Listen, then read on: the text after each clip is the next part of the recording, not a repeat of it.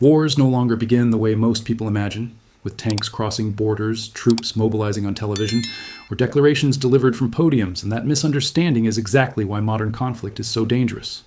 Today's wars begin quietly, invisibly, and far from the battlefield, inside supply chains, shipping routes, financial systems, and energy markets that most people never think about until they fail. Long before the first missile is launched, pressure is applied in ways that feel economic, administrative, or technical rather than military, but the outcome is the same. One side is weakened, destabilized, and forced into decisions it cannot escape. Sanctions are imposed not as punishment but as preparation, cutting access to technology, spare parts, financing, and insurance. Trade routes are disrupted under the justification of security, safety, or compliance, raising costs and uncertainty. Energy flows are redirected, throttled, or politicized, forcing economies to absorb shocks that look like market failures but are actually strategic moves. Cyber operations target logistics systems, ports, pipelines, and communication networks, slowing movement without visible destruction. Information warfare amplifies panic, erodes trust, and fractures public opinion, making coordinated response harder. By the time soldiers appear, the war has already shaped the battlefield. This is not accidental, it is evolution. Modern economies are too interconnected, too dependent on constant flow to be attacked head-on without risking uncontrolled escalation. Instead, pressure is applied gradually, testing resilience, probing responses, and identifying breaking points. Each action is small enough to avoid triggering a full military response, but together they accumulate into strategic paralysis. This is how wars start now, not with explosions, but with friction. The world has seen this pattern repeatedly, often without recognizing it. Before open conflict erupts, shipping insurance spikes, trade volumes fall, currencies wobble, and shortages appear. Governments speak of de-risking, resilience, and security, language that sounds technical but signals preparation. Companies quietly reroute supply chains, stockpile materials, and cancel investments. Militaries reposition assets under the guise of exercises. Alliances test commitments through statements rather than action. These are not random signals. They are indicators of a system under stress. What makes this form of conflict effective is deniability. Each step can be justified as defensive, legal, or economic. No single move looks like a war, but together they create conditions where conflict becomes almost inevitable. When pressure reaches a threshold, one side is forced to respond more openly, and escalation follows. The danger lies in the fact that this process is hard to reverse. Once trust is broken and systems are reoriented for conflict, returning to normal becomes costly and politically risky. Leaders fear appearing weak. Markets fear instability. Populations adapt to tension. The war, in effect, has already begun. This is why modern conflicts feel sudden even when they have been years in the making. Observers focus on the moment violence starts, ignoring the long sequence of actions that made it unavoidable. The battlefield has expanded beyond land, sea, and air into finance, logistics, energy, and information. Control of these domains determines outcomes before soldiers ever engage. Countries that dominate supply chains, shipping lanes, payment systems, and standards possess leverage that can be applied continuously. Countries that depend on access they do not control are exposed, regardless of military strength.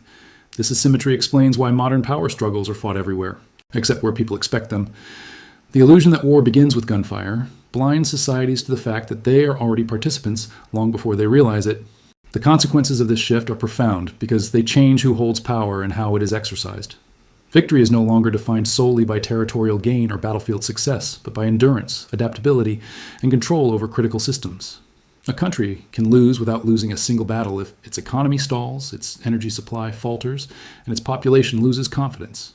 Conversely, a country can win by shaping the environment so thoroughly that its opponent collapses under pressure before open conflict even begins. This is why modern war planning looks more like economic modeling than military maneuvering. Decision makers ask not only how many weapons they have, but how long factories can operate, how quickly supply chains can be rerouted, how much inflation society can tolerate, and how resilient public opinion is under sustained stress. Trade becomes leverage, energy becomes a weapon, finance becomes a battlefield, information becomes ammunition. These tools operate continuously, not episodically, making conflict persistent rather than discrete. There is no clear beginning or end, only phases of intensity. This also explains why escalation feels constant and exhausting. When everything is part of the conflict, nothing can be isolated or ignored. Even neutral actors are pulled in, forced to choose sides through compliance, alignment, or exclusion. Companies become political actors by necessity. Insurance firms, shipping lines, and banks make decisions that have strategic consequences. States pressure private entities to align with national objectives. blurring the line between civilian and military domains. The old distinction between war and peace collapses into a gray zone where competition never stops. This environment favors those who prepare early and think systemically. It punishes those who assume stability will return if they wait long enough. The most dangerous aspect of this new model is miscalculation. Because actions are incremental and deniable, actors may underestimate how close they are to open conflict. Pressure builds quietly until a trigger forces a visible response, often under conditions of high tension and limited trust. At that point, escalation is fast and difficult to control. What looks like a sudden crisis is actually the release of accumulated strain. Understanding how wars start now is therefore essential to understanding why the world feels increasingly unstable. It is not because leaders are irrational or reckless, but because the systems they operate within reward constant pressure and penalize restraint. Once competition shifts into these domains, stepping back feels like surrender. The incentives push forward. This reality also reshapes how societies experience conflict. Civilians are no longer shielded by distance from the front lines. Inflation, shortages, cyber disruptions, and information campaigns reach into daily life, creating a sense of insecurity even without visible violence.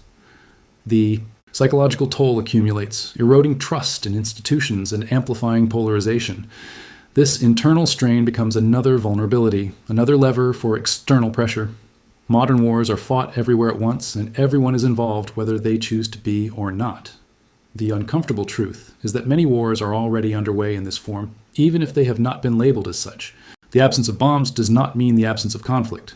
It means the conflict has shifted into systems that are harder to see and harder to defend. Recognizing this does not make war inevitable, but ignoring it makes surprise unavoidable.